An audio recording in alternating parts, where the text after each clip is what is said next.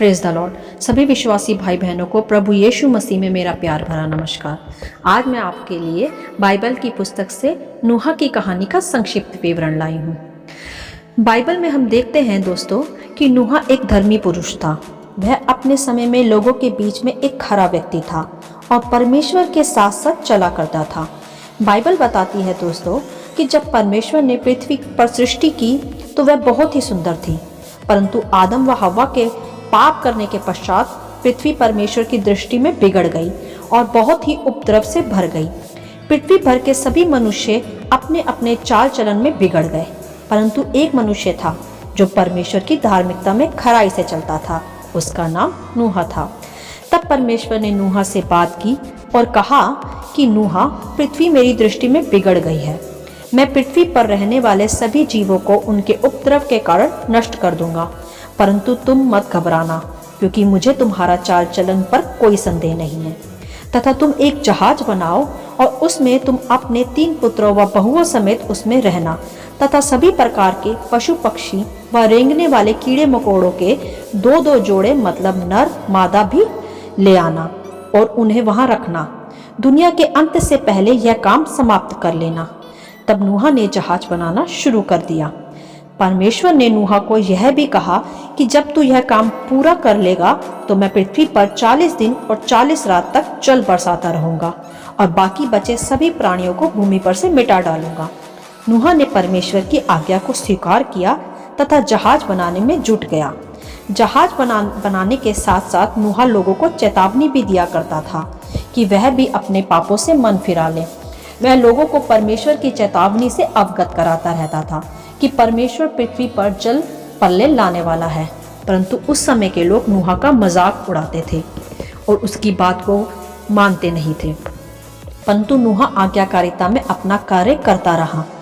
ऐसे ही दोस्तों, हमें भी परमेश्वर की आज्ञाकारिता में चलना चाहिए व दूसरों को भी परमेश्वर के मार्गों से सचेत करते रहना चाहिए, जैसा नूहा ने किया।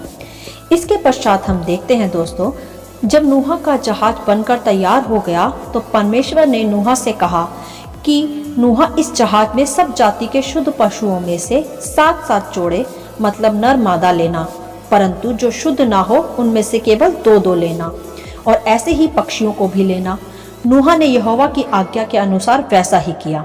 नूहा ने परमेश्वर के बताने के अनुसार जहाज में ऊपरी ओर एक खिड़की भी बनाई। जब नूहा व उसका परिवार तथा सभी पशु पक्षी जहाज में आ गए, तब भी नूहा खिड़की में खड़े रहकर लोगों से विनती करता रहा कि वह भी जहाज में आ जाए, परंतु किसी ने उसकी बात नहीं मानी। तत्पश्चात हम देखते हैं दोस्तों, अगली सुबह जब बरसात नहीं हुई तो लोगों ने नूहा का मजाक उड़ाया और ऐसे ही वह 7 दिन तक करते रहे और नूहा भी उन्हें हर दिन चेतावनी देता रहा कि वह जहाज के अंदर आ जाए, परंतु वे नहीं माने। इस वाक्य में हम यह देखते हैं दोस्तों कि परमेश्वर हमें हमेशा मन फिराव का अवसर देता है, परंतु जब हम अपने ढिठाई के कामों से मन नहीं फिराते तो हम अपने अपराधों के कामों में फंसकर खुद ही अपने आप पर दंड लाते हैं। इसके पश्चात हम देखते हैं परमेश्वर ने 7वें दिन जहाज का दरवाजा बंद कर दिया और उसके बाद वर्षा होनी आरंभ हुई और उसके कुछ दिन तक जहाज भी पानी में तैरने लगा। ऐसे करते करते 40 दिन व 40 रात तक बरसात होती रही। तब नूहा ने 40वें दिन सोचा कि खिड़की खोलकर देखूं, तो उसने देखा कि चारों तरफ पानी ही पानी है और जो जो स्थल पर थे जिनमें जीवन का श्वास था सब मर मिटे। केवल नूहा, उसका परिवार तथा वह पशु पक्षी ही बचे जो जहाज में रह गए थे। यह जल पृथ्वी पर 150 दिन तक रहा, परंतु परमेश्वर दयालु है। परमेश्वर ने नूहा व सभी पशु पक्षियों की सुधि ली और पृथ्वी पर पवन चलाई और धीरे धीरे जब जल घटने लगा, पहाड़ दिखने लगे, तब अचानक नूहा का जहाज एक पहाड़ से टकराया और रुक गया। तब नूहा ने खिड़की से बाहर देखा तो पाया कि वह अरारत पहाड़ के ऊपर पहुंच चुके थे। तब नूहा ने एक कौवा खिड़की से उड़ाया, यह देखने को कि क्या पृथ्वी पर से पानी अभी सूखा है या नहीं, परंतु कौवा को कोई स्थान नहीं मिला और वह इधर उधर फिरता रहा। तो फिर नूहा ने कुछ दिन बाद एक कबूतर को उड़ाया। जब उसे भी कोई स्थान नहीं मिला तो वह नूहा के पास वापस आ गया। तत्पश्चात कुछ दिनों बाद नूहा ने फिर उसी कबूतर को उड़ाया तो देखा कि इस बार कबूतर अपनी चोंच में जैतून के पेड़ का एक पत्ता भी साथ लाया। तब तब नूहा समझ गया कि जल पृथ्वी पर घट रहा है। इसके एक सप्ताह पश्चात नूहा ने फिर से कबूतर को उड़ाया तो इस बार कबूतर वापस नहीं आया, तो नूहा समझ गया कि पृथ्वी सूख गई है। तब नूहा ने जहाज की छत खोलकर देखा तो उसे पृथ्वी सूखी दिखाई पड़ी। तब परमेश्वर ने फिर से नूहा से बात की और कहा कि अब तुम अपने परिवार सहित व पशु पक्षी सहित जहाज से बाहर आ सकते हो। और परमेश्वर ने कहा कि तुम सब खूब फूलों फलों और पृथ्वी भर में फैल जाओ। तब नूहा ने परमेश्वर का धन्यवाद किया और धन्यवाद करके एक वेदी बनाई तथा सब शुद्ध पशु पक्षियों में से कुछ को लेकर बलि चढ़ाई।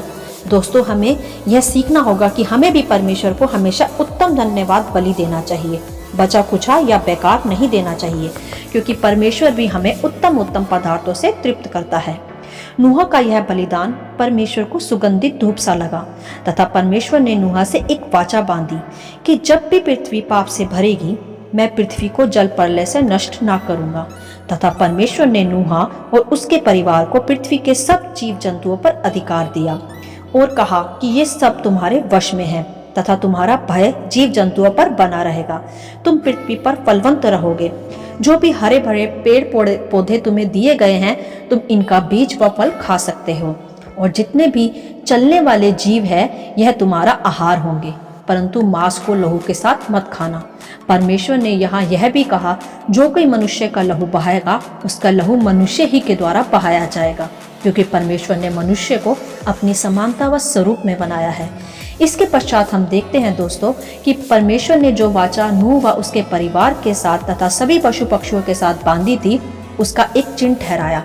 परमेश्वर ने बादलों में एक इंद्रधनुष दिखाया जिसे आज हम रेनबो भी कहते हैं, और कहा कि यह पृथ्वी और मेरे बीच की वाचा का चिन्ह होगा।